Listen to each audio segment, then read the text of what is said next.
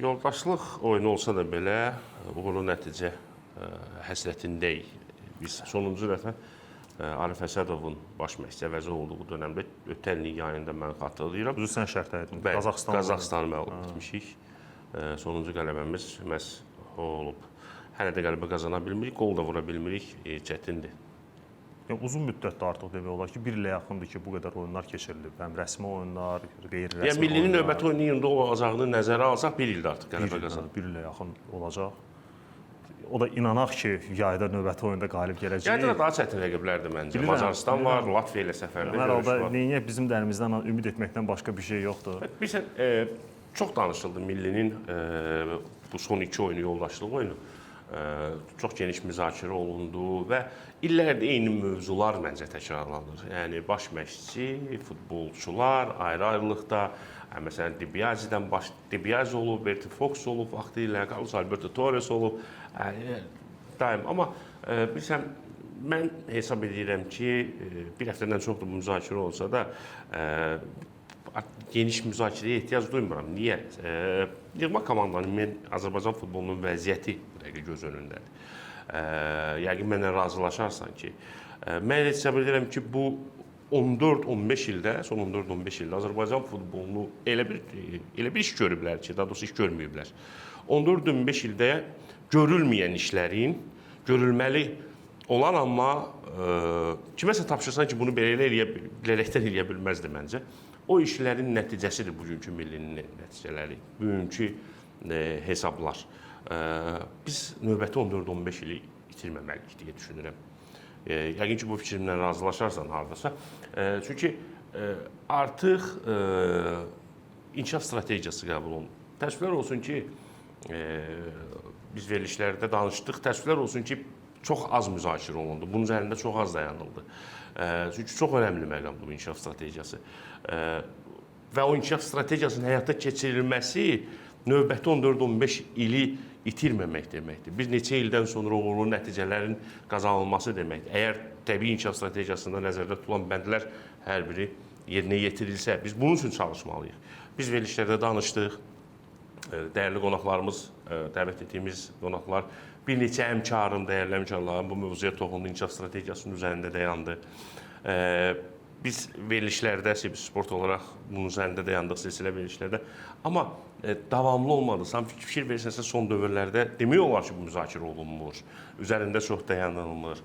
Bilirsən, strateji mövzu həmişə ağır olur. Bu qəbul edək ki, bunu bilirəm. Amma bu qədər hadisələrin kölgəsində qalmamalıydı inkişaf strategiyasının həyata keçirilməsi, oradakı bəndlər, müzakirələr olmalıydı və biz də Mütləq futbol ictimaiyyətinə, həmkarlarıma ki, biz bu inkişaf strategiyasının mərhələli şəkildə pillə-pillə həyata keçirməsi üçün, növbəti 14-15 il itirməmək üçün birlikdə əlimizdən gələni eləməliyik. Əlimizdən gələni etməliyik ki, yenidən 10-15 il itirilməsin, yenə biz Torreslərdən, Foxlardan, Yurseviçlərdən, Dibiazilərdən, Santuşlardan danışmayaq.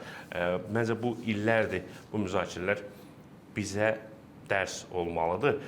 Bu mövzuya da yenə qayıdacağıq, inkişaf strategiyasını nəzarətdə saxlayacağıq. Bilirsən, Fərid, mütləq şəkildə futbolun inkişafı üçün, Azərbaycan futbolunun inkişafı üçün, yeni adların üzrə çıxması üçün bu inkişaf strategiyasında yer alan məqamlar həyata keçirilməlidir. 8 regional bazanın tikintisi.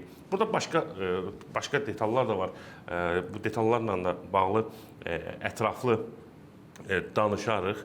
Mən hesab edirəm ki, bu millinin bu nəticələr məhz o itirdiyimiz 14-15 ilin nəticəsidir. Ümumən razıyam səndən. Ümumən razıyam, həqiqətən də elədir. Ümumiyyətlə, mən futbolumuzu 4 perioda hələ ki bölürəm.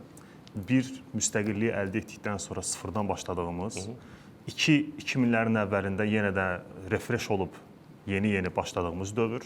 3, Fox'un dövrü, 2000-li komandamız yeni bir statusa qalxdı. Hər zaman futbolçularımız müsahibələrində qeyd edirlər ki, milli komandamız yeni şeylər, yeni dünyanı gördü. Gördü ki, futbol nə olan şeydir.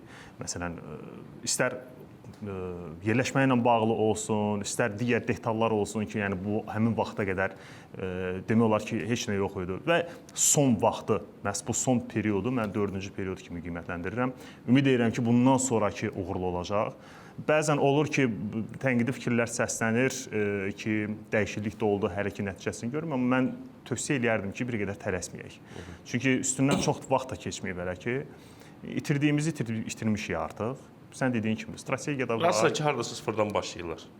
Təbii ki, yəni bu son illər itirildi, əldən çıxmış illərdir və nəyisə yenidən başlamaq lazım idi. Bax, Qara Qarayevin bir açıqlaması var idi bu günlərdə. Araz Naxçıvan, Neftçi Araz Naxçıvan görüşündən sonra demiş ki, Fransa ilə oyuna hazırlaşırıq, amma məşq eləməyə meydançamız yox. Burada həqiqət yükü çox böyükdür. Əlbəttə.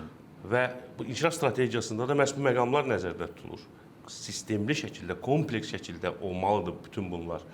Bilirsiniz, bəli, ara-sıra tək-tük futbolçular çıxıb, adlar çıxır, sevindirir, amma inkişafdan sanki qalırlar. Biz o detalları, bu detallarla müzakirə etmək istəmirəm. Mənə elə gəlir ki, milli komandanın bu nəticələrindən danışanda təbii ki, bu məqamlar daha çox ön plana çıxmalıdır və biz də strategiyanın həyata keçirilməsində bu məsələlərin öz əksini tapmasında hamılıqla aktiv şəkildə istifadə etməliyik. Milli komandamıza növbəti oyunlarda uğurlar, çox çətin seçmə mərhələ gözləyir, bizi çətin rəqiblərlə qarşılaşmalar gözləyir.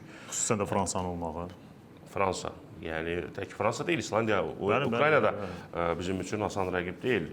Yoldaşlıq oyunlarda bunu göstərdi. Çox çətin qarşılaşmalar var qarşıda. Ümid edək, yayda daha fərqli milli izləyəcəyik. Buna biz yalnız və yalnız ümid edirik.